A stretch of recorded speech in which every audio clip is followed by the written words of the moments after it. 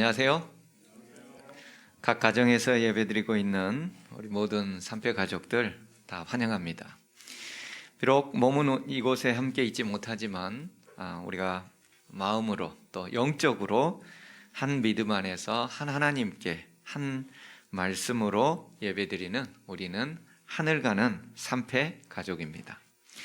오늘 저는 사사 입다의 이야기 중에서 그 두 번째 이야기, 욕망이 부른 참사라는 제목으로 여러분들과 함께 하고자 합니다. 사사기 11장 29절로부터 35절의 말씀을 제가 읽겠습니다.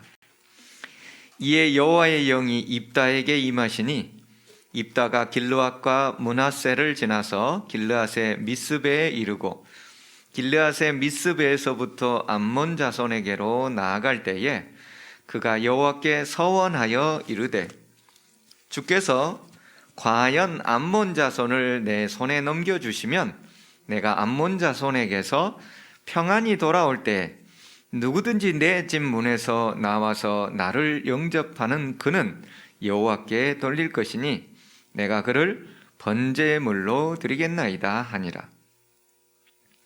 이에 입다가 암몬 자손에게 이르러 그들과 싸우더니 여호와께서 그들을 그의 손에 넘겨주심에 아로엘에서부터 민닛에 이르기까지 20성읍을 치고 또 아벨 그라밈까지 매우 크게 무찌르니 이에 암몬 자손이 이스라엘 자손 앞에 항복하였더라. 입다가 미스바에 있는 자기 집에 이를 때에 보라, 그의 딸이 소고를 잡고 춤추며 나와서 영접하니 이는 그의 무남 동료라. 입다가 이를 보고 자기 옷을 찢으며 이르되 어찌할꼬 내 딸이여, 너는 나를 참담하게 하는 자요 너는 나를 괴롭게 하는 자 중에 하나로다. 내가 여호와를 향하여 입을 열었으니 능히 돌이키지 못하리로다 하니. 오늘 본문을 보니 여호와의 영, 즉 성령 하나님께서 입다에게 임했습니다. 그런데 입다는 다소 엉뚱한 서원을 하게 됩니다. 그런데 여기서 우리가 오해를 해서는 안 되는 부분이 있습니다. 한글 성경에는 마치 문장이 길게 이어져서 여호와의 영이 입다에게 임하시고 나아갈 바로 그때에 그가 여호와께 서원했는데 그 서원의 내용이 번제로 드리겠다는 서원의 내용을 함으로써 여호와의 영이 임해서 마치 그런 결과물에 이른 것처럼 약간은 혼란하게 이해하도록 되어 있습니다. 하지만 원문이나 또는 영어 번역 성경 같은 경우에는 29절과 30절이 전혀 분리되어 있습니다. 따로. 그래서 여호와의 영이 입다에게 임하였다. 그리고 입다가 길르앗과 므낫세를 지나서 길르앗 미스베에 이르고 길르앗 미스베에서부터 암몬 자손에게로 나아갔다. 그리고 그가 여호와께 서원하였다. 이런 식으로 문장이 이렇게 독립되어 있습니다. 그렇기 때문에 오해할 여지가 없고 또 성경의 주석가들이나 그 누구도 여호와의 영이 임해서 입다가 이런 서원을 하였다라는 그런 주석을 달아놓은 사람은 없습니다. 다만 한글 성경을 읽을 때 문장이 하나로 연결되어서 마치 성령 하나님이 임해서 이런 서원을 하게 되었는가 하는 약간의 혼란을 일으키게 하는데, 여러분, 우리가 성경을 해석할 때에 하나의 큰 줄거리는 여호와의 영이 임하거나 또는 하나님의 거룩한 영이 임했을 때는 이런 안 좋은 그런 엉뚱한 소원이나 이런 것들이 일어나지 않는다는 것이에요. 그리고 큰 구속사적인 관점, 그리고 하나님은 우리에게 사랑을 베푸신다는 것, 예수 그리스도께서 우리를 대신해서 죽음에 이르시기까지 우리를 사랑하신다는 그 구속사적 관점과 사랑의 관점에서 성경을 바라보면 여러 실수들을 막을 수가 있습니다. 물론 사랑만을 너무 강조한 나머지 하나님의 심판이나 심지어 노아 홍수나 이런 모든 것까지 하나님께서 하실 리가 없다고 다소 엉뚱하게 해석함으로써 다른 길로 가는 형제들이 예전부터 간혹 나오고는 있습니다. 하지만 그것은 하나님의 뜻이 아니라는 것을 분명히 밝혀둡니다. 어찌됐건 이스라엘을 18년 동안 심하게 괴롭혔던 암몬 사람들과 전쟁하러 나가면서 입다는 하나님께 서원을 합니다.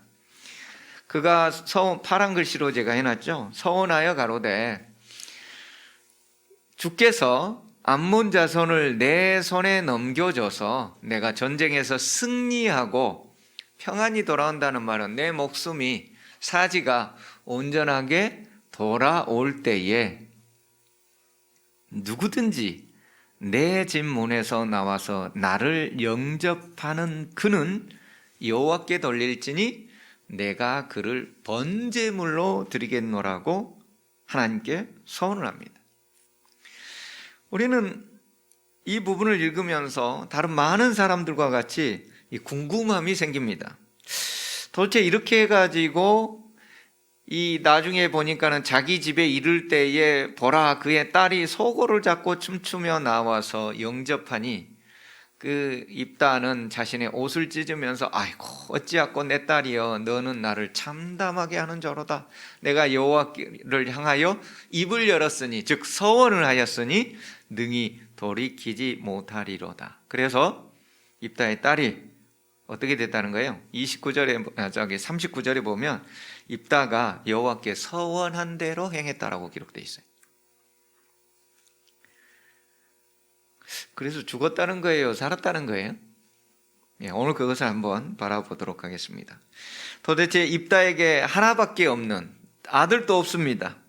무남 동녀, 즉 아들은 없고 딸만 동녀 하나밖에 없는데 이 입다의 딸이 번제로 하나님께 바쳐졌다는 것인가?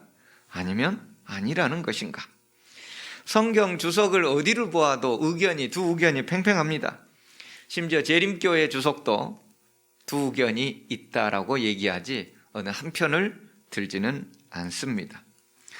과연 입다의 딸은 번제물로 드려졌을까요?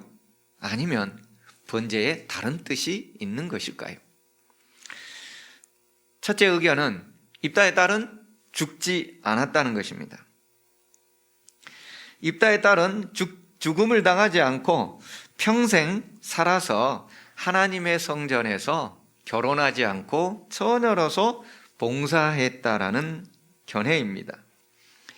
여기에 나오는 번제라는 단어를 성전에서 평생 봉사하는 것으로 해석하는 것에 기인하고 있습니다. 이 주석에 의할 것 같으면 12세기 중세 시대에 유대 랍비 김치라는 사람이 우리나라 김치를 발음하는 것과 똑같은 것 같아요. 제가 봤더니 김치라는 유대 랍비가 이것은 성전에서 봉사하는 것을 의미한다라고 주장했고 그것을 바탕으로 해서 얘기를 합니다. 그 첫 번째 이유가 있습니다. 유대 랍비가 김치라는 분이 증거했던 첫 번째 이유가 있어요. 첫째, 히브리 원문에는 죽음이라는 단어가 없다라는 것입니다.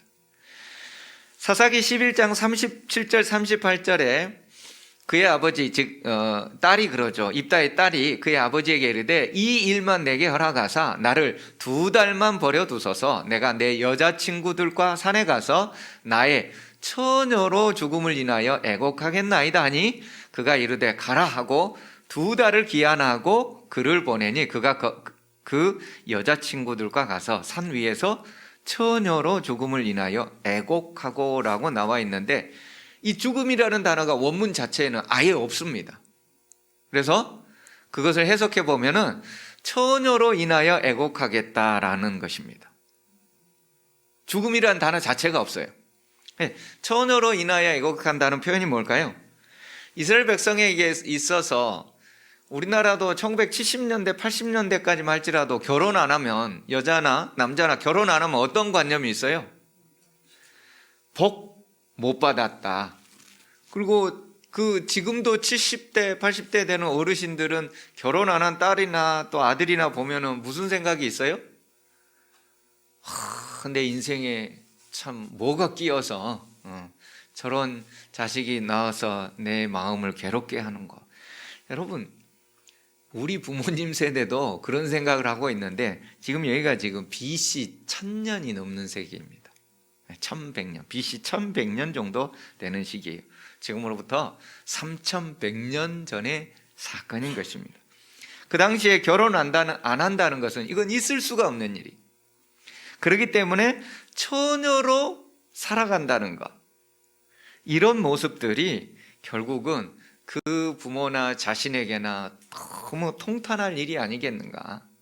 그렇기 때문에 처녀로 인하여 애곡하고 처녀로 인하여 슬퍼한다는 그런 표현이다. 원문에 죽음이라는 단어가 없기 때문이다. 그렇게 얘기를 하고 있는 것입니다. 두 번째, 히브리서 11장은 입다를 믿음의 조상으로 언급하고 있다는 것입니다. 히브리서 11장 32절은 내가 무슨 말을 더하리요? 기드온, 바락, 삼손, 입다와 다윗과 사무엘과 및 선지자들의 일을 말하려면 내게 시간이 부족하겠다. 히브리서 11장은 아벨로부터 시작해가지고 믿음의 조상들의 그 일들을 기록하며 믿음의 조상의 이름들을 나열한 장이 신약성경 히브리서 11장입니다. 구약성경을 해석함에 있어서 신약성경이 권위를 갖고 있습니다. 성경이 성경을 해석하니까요. 그런데 그 히브리서 11장에서 입다와 연관하여 분명히 믿음의 조상으로 분명하게 언급하고 있다는 거죠. 자, 그런데 만약에 입다가 자신의 자식을 번제 제물로 태워서 드린다면, 번제라는 뜻이 완전히 태워서 제사를 드리는 것을 번제라고 하지 않습니까? 다른 제사에 비하여 번제는 그 가죽을 제외한 모든 것을 다 태워버리는 것입니다. 완전히 태워버리는 것이 번제잖아요. 근데 만약에 자기 자식을 번제로 태워서 드렸다면 과연 히브리서 11장의 믿음의 족보에 입다가 과연 들어있을 수 있겠는가? 라는 주장이 이게 뒷받침해주고 있다는 거예요. 특별히 하나님은 성경 레위기 20장 2절에서 뭐라고 했냐면 너는 모세에게 얘기하죠. 너는 이스라엘 자손에게 또 이르라. 그가 이스라엘 자손이든지 이스라엘에 거류하는 거류민이든지 이스라엘 자손이든지 아니든지 가나안 땅에 이스라엘 땅에 거주하는 사람은 그 누구든지 그의 자식을 몰렉에게 주면 반드시 죽여라. 이 몰렉은 신의 이름입니다. 몰렉 신은 그 당시에 자식을 인신제사로 받아먹는 신이 몰렉 신입니다. 이 신이 모압으로 가면은 그모스라고 합니다. 그리고 이 배경이 되는 암몬과 모압은 그모스 신을 섬깁니다. 암몬과 모압. 여기는 지금 모압의 신이 그모스이고 그모스가 바로 자식을 받아먹는 신인데 모압과 암몬은 형제지간이잖아요. 롯의 자식들에 의한 형제지간입니다. 그래서 신을 공유했습니다. 그래서 그모스 신은 자식을 인신제사로 받아서 먹고 그 다음에 그들에게 복을 줍니다. 특별히 전쟁의 신이라고 일컬어지는데요. 근데 어쨌든 성경에는 여러분들이 레위기 20장에 더 읽어보면 뭐라고 그랬냐면 그 자식들을 몰렉에게 주는 자가 있는데 그것을 방관하고 내버려 둔다면 거기에 있는 그 가족들과 친족들까지 전부 다 죽이라는 거예요. 하나님께서 인신제사를 얼마나 극도로 싫어하는지를 레위기 20장에서 여러 번 반복해 놓고 있는 것입니다. 그 사람뿐만 아니라 그것을 모른 척하고 제대로 제지하지 않으면 심지어 그 사람이 그렇게 하게 된다면 그 사람을 죽여야 되는데 죽이지 않고 너 왜 그랬느냐고 적당히 말로만 한다든지 그렇게 되면 그 있는 가족 친척들까지 전부 다 사실은 그 마을이라고 되어 있는데 고대의 히브리 마을에서 가나안의 땅을 배분할 때 가족별로 땅을 배분했잖아요. 그러니까 그 마을에는 누구만 사는 거예요? 그 가족들하고 친족들만 살게 돼 있는 거예요. 그 가까운 친족들이 그런 범죄 현장이 일어나는 것을 적당히 말로 경고한다. 안 된다는 거예요. 죽여야 된다는 거예요. 그만큼 하나님께서 자식을 인신제사로 드리는 것을 싫어하는데, 그렇게 싫어한 일을 했다면 입다가 히브리서 11장에 믿음의 족보에 들어왔겠는가 라는 거예요. 그러면서 여기에 대한 성경적 근거로 사무엘상 1장에 있는 한나와 사무엘 이야기를 하는 것입니다. 한나가 자식이 없었어요. 첫째 부인이었는데, 그래서 둘째 부인을 그 당시에 관습에 따라서 남편은 드리게 되었고, 둘째 부인은 아들과 자식들을 많이 낳는 거예요. 그 둘째 부인이 첫째 부인이었더니 한나를 괴롭히는 거죠. 자식도 못 낳으면서 아주 속을 뒤집어 놓는 거예요. 하나님으로부터 저주를 받은 인생이라고. 너무나 괴로워서 하루는 성전에 올라가서 하나님께 뭐 하는 거예요? 서원하는 거예요. 서원. 하나님, 저에게 자식 아들 한 명만 주신다면 이 아들을 평생 주님께 바쳐 드리겠습니다. 그랬더니 아니나 다를까 우리 하나님께서 기도에 응답해 주셨어요. 그래서 누구를 낳는 거예요? 사무엘을 낳는 거예요. 사무엘의 뜻은 하나님께서 들어주셨다라는 뜻이에요. 하나님께서 들어주셨다. 기도에 응답해 주셨다. 그래서 한나는 얘기를 합니다. 여호와께서 내 기도에 응답해 주셔서 내가 구한 바를 허락하셨으므로, 그러므로 나도 그를 여호와께 드리되 그의 평생을 여호와께 드리나이다 하고 그가 거기서 여호와께 경배하니라. 사무엘상 1장 28절입니다. 어린 사무엘을 평생을 여호와께 드려 성전에서 봉사하는 자로 드렸던 이것이 바로 입다도 자신의 딸을 그렇게 했을 것이라고 주장하는 것입니다. 무남동녀를 번제로 바쳤다는 것은 앞뒤가 맞지 않다. 그래서 평생 하나님만을 섬기는 사무엘처럼 성전 봉사자로 처녀로 삶을 살아가게 바쳤다는 것을 의미한다라고 주장하는 것입니다. 이런 성경 본문이 말하는 주장과 성경적 예인 한나와 사무엘을 들어서 입다의 딸은 죽지 않았다.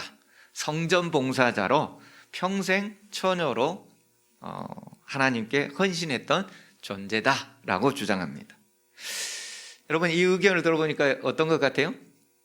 뭐 좀 성경을 보니까 조금 의미가 있는 것 같고, 야, 그래, 그러면 그렇지라는 생각이 좀 듭니까? 자, 정반대 의견도 있습니다. 입다의 딸은 죽었다라는 거예요. 그 근거로 성경 본문 자체가 말한다. 여기도 똑같이 성경을 인용합니다. 예. 성경 본문에서 사사기 11장 39절에 뭐라고 그래요? 2달 만에 그의 아버지에게로 돌아온지라. 입다의 딸이, 그는 자기가 서원한, 그러니까 입다는 자기가 서원한 대로 딸에게 행했다는 거예요. 여기에는 이견이 있을 수가 없다는 거죠. 입다는 자신이 번제물로 드리겠다고 했고, 자신이 서원한 대로, 왜? 하나님께 맹세한 것을 돌이키지 못하거든요. 하나님께 맹세한 것은 그대로 행해야 된다고 본인이 생각했다는 거죠. 그래서 그대로 했다는 거예요. 번제라는 것은 사람을 태워서 바치는 것을 의미해요. 여기서 말하는 번제는 사람을 태워서 바치는 것을 의미한다는 것입니다. 입다의 딸이 죽었다고 주장하는 사람들은 성경에 말하는 번제는 말 그대로 태워드리는 번제인 것이지 성전에서 헌신하고 희생한다는 것을 의미하는 것이 아니라는 것이죠. 하나님께서 아브라함에게 네 독자 이삭을 번제로 드려라 라고 했을 때 아브라함이 어떻게 인식했어요? 독자 이삭을 묶어서 제단에 올려서 죽이고 불로 태워서 하나님께 드리는 것으로 그대로 인식했다는 거예요. 성경에서 번제라는 말이 다른 희생이나 헌신이나 죽지 않고 되는 것으로 사용된 예가 없다는 것입니다. 뿐만 아니라 우리가 지난 시간에 우리는 역사를 아는 자가 승리한다. 입다는 무슨 역사를 알고 있었어요? 이스라엘의 역사를 잘 알고 있었어요. 근데 그 이스라엘의 역사가 어디에 나와 있어요? 출애굽기에, 민수기에, 신명기에, 모세오경에 나와 있어요. 입다는 모세오경과 레위기를 잘 알고 있는 사람이에요. 레위기를 잘 알고 있다는 말은 뭔 말이에요? 번제가 무엇을 의미하는지를 명확하게 알고 있는 사람이라는 거예요. 번제가 무엇인지 모세오경과 레위기를 통해서 명확하게 알고 있는 사람이 그것을 헷갈려 할 리는 없다는 것이죠. 구약 성경에 아브라함 시대 때부터 번제는 번제인 거예요. 뿐만 아니라 사사기 11장 34절부터 35절에 그 아버지가 자신의 딸 무남 동료가 나와서 소고를 치면서 자신을 영접하는 모습을 보고 그는 자신의 옷을 찢습니다. 성경에서 옷을 찢으며 슬퍼한다는 것은 가장 극도의 슬픔, 너무나 자신이 감당할 수 없는 너무나 큰 슬픔을 말할 때 옷을 찢고 슬퍼한다는 것을 의미할 때 이렇게 사용하는 거예요.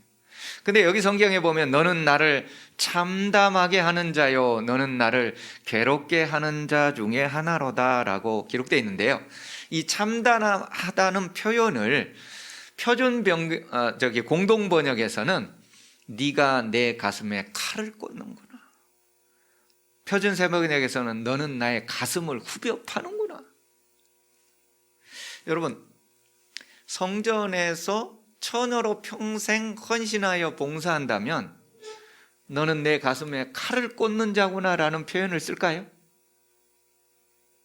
아니면 번제로 드릴 수밖에 없는, 네가 당장 죽을 수밖에 없는 상황이 되었기 때문에 무남 동료, 그것도 자기가 자신의 딸을 하나님께 번제물로 태워서 바친다는 것에 참담함을 금치 못하고 내 가슴에, 부모의 가슴에 칼을 꽂는구나 라고 표현을 하는 것일까요?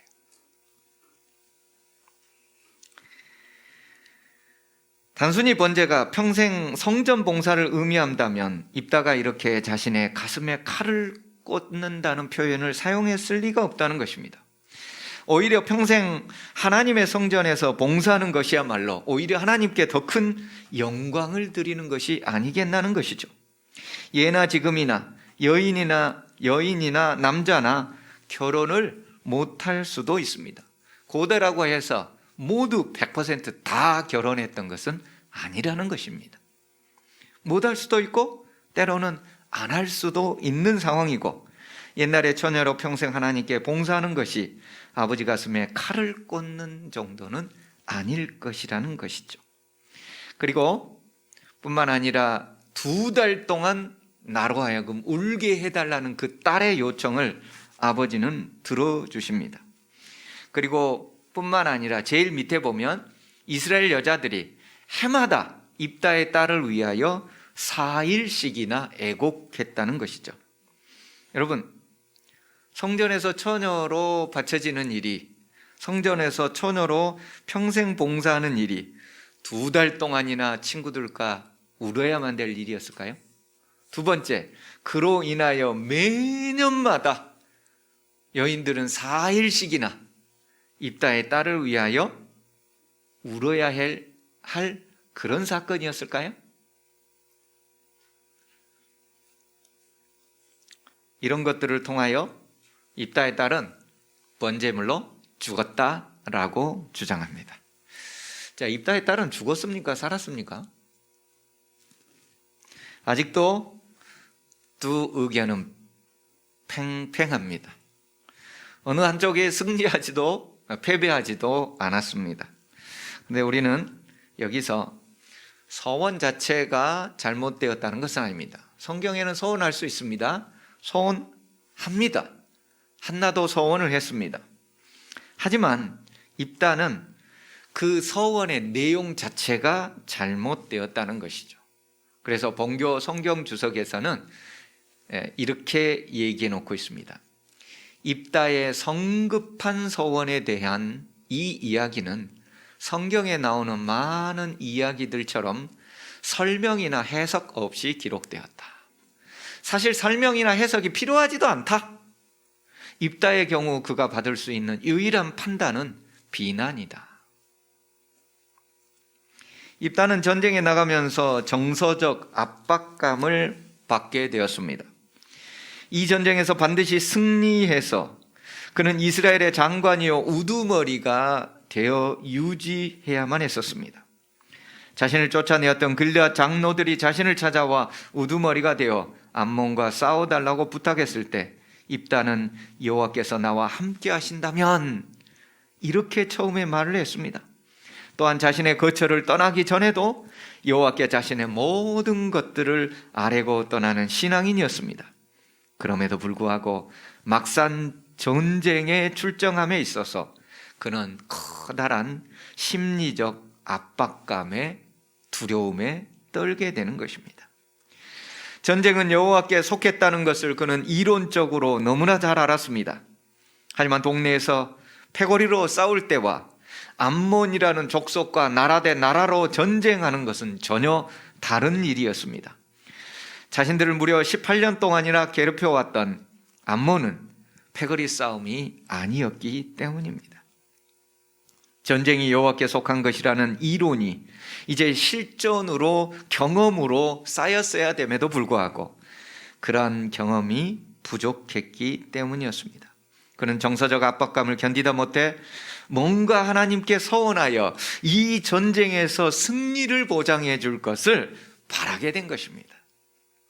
다른 말로 하면 서원하는 것을 통해서 하나님을 압박하고 있는 것이죠. 나의 꿈을 이루기 위해서 하나님을 압박하고 있는 거예요. 그게 잘못되었다는 거예요.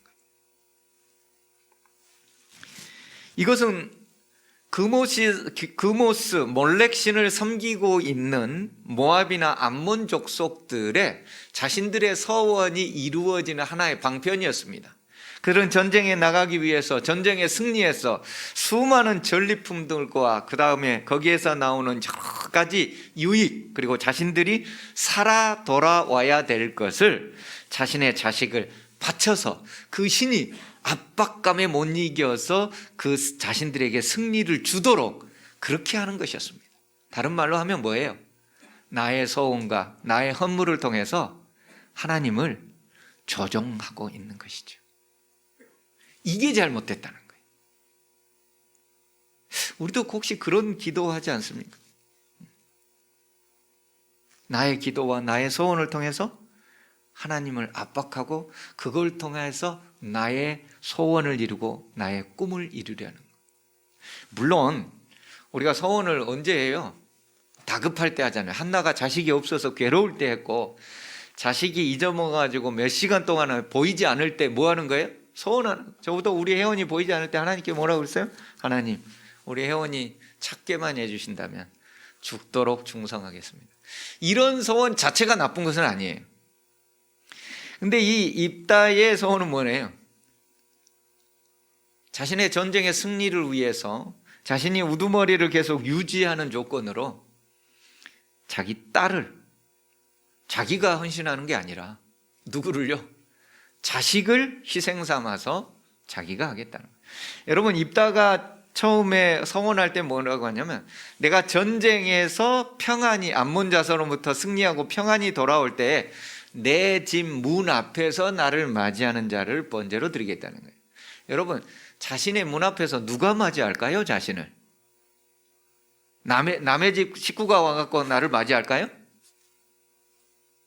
누가 맞이해요? 자기 가족이 맞이하는 거죠. 근데 입다에게는 무남 동료밖에 없잖아요. 무남 동료라는 말은 쉽게 얘기해서 부인 한 명에 딸 한 명이 유일하다는 표현이에요. 만약에 부인이 여러 명 있었다면 그 이유는 더 많은 자식들을 갖기 위해서였을 것이고, 무난동녀라는 말은 부인도 한 명이요 자식도 한 명인데 딸 한 명밖에 없다는 그런 해석이 우리는 가능하다는 거예요. 왜요? 기드온은 부인이 많이 있었잖아요. 70명의 아들들과 아비멜렉이 있었잖아요. 부인이 많았고 자식이 많았는데 입다는 그런 경우가 아니죠.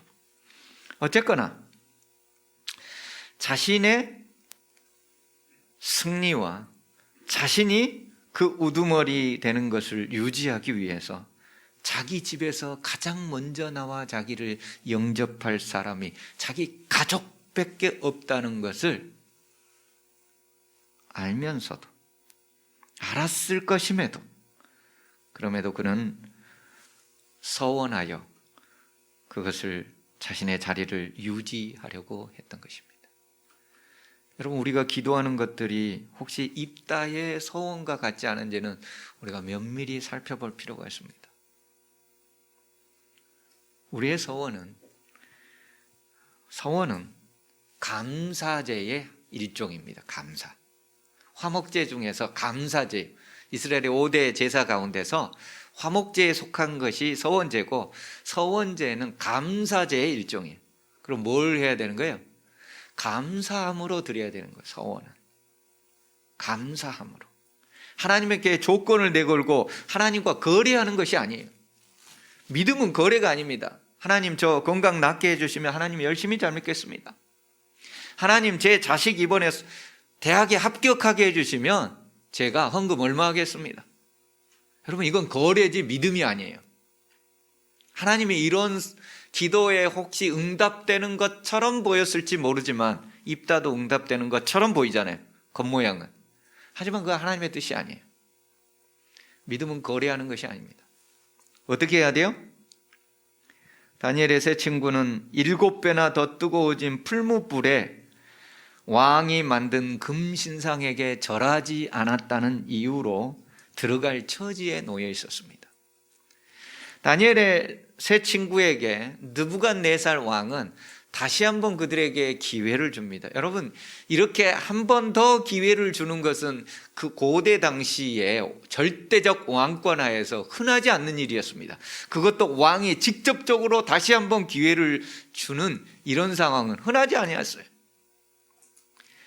그들은 죽을 수밖에 없는 입장에서 다시 한번 왕의 회유, 얘들아, 너희들 진짜로 절하지 않았니? 내가 다시 한번 기회를 줄게. 지금이라도 해.